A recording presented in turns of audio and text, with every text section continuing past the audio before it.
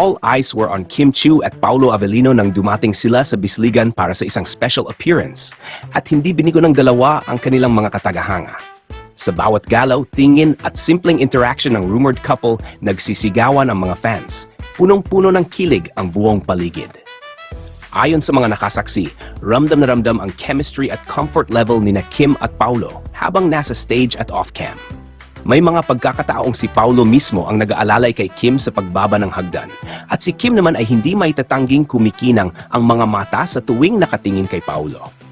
Isang fan nga ang sumigaw, "Magjowa na kayo." Naagad namang sinundan ng hiyawan mula sa crowd. Mas lalong naging memorable ang Bisligan event para sa mga dumalo dahil sa rare glimpse ng closeness ng dalawa. Hindi na nga raw kailangan ng announcement dahil ang body language ni Kim at Paolo ang nagsasalita para sa kanila. Hanggang ngayon, laman pa rin ng social media ang videos at photos ng kilig moments sa Bisligan. At kung ganito palagi ang promo events nila, mukhang mas mahirap pa talagang hindi ma-fall sa tambalang Kim Pao.